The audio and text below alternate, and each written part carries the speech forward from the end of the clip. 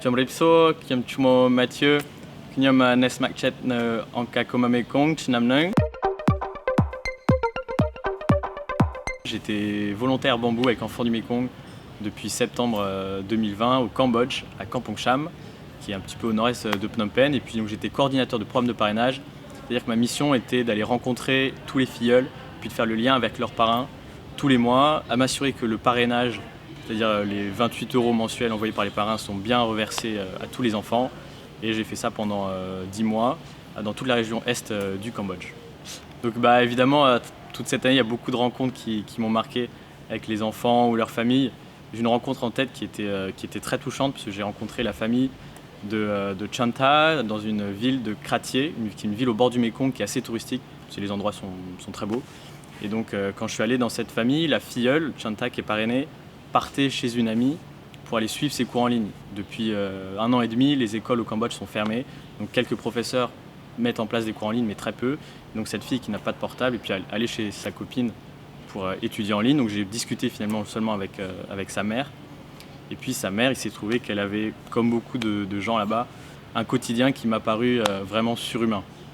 Elle commence ses journées vers minuit, 2 h du matin, pour aller dans un champ récupérer des fleurs qui sont appréciées dans les plats au Cambodge.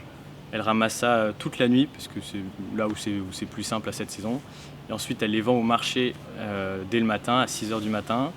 Elle fait des petits fagots qu'elle vend 1000-2000 riels l'unité, donc 25 centimes. Ensuite, à la fin du marché, vers 8 h, elle va dans les hôtels de la ville pour passer le ménage. Elle rentre chez elle préparer à manger pour sa famille, son mari et ses 2 filles. L'après-midi, elle retourne soit dans des hôtels faire le ménage, soit dans des rizières, etc. Et puis le soir, elle se repose un peu, puis ça recommence. Et elle me racontait ça, donc c'était dans le village, au coucher de soleil, on marchait dans les champs, c'était une rencontre incroyable. Et puis elle me racontait ça avec un sourire, en me disant qu'elle était heureuse de faire ça pour l'éducation de ses filles. Enfin, c'était une rencontre très bouleversante. J'étais en charge donc, de tous les programmes de parrainage de l'Est du Cambodge.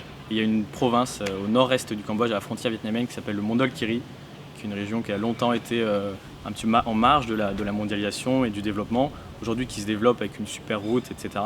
Mais il y a seulement un seul lycée dans toute la province, dans la capitale provinciale. Et ici, il y a un foyer de garçons créé par l'Église catholique au Cambodge, où Enfants du Mékong, on apporte une aide mensuelle pour participer au fonctionnement de la structure, la nourriture, ou pour les cours des enfants, etc. Et tous les jeunes là-bas sont des jeunes incroyables qui viennent de familles d'une ethnie minoritaire, les Bunong.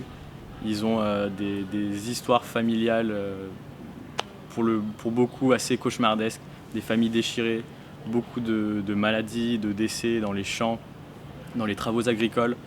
Et ils ont tous une énergie de dingue d'être dans ce foyer de l'église, de pouvoir aller au lycée tous les jours.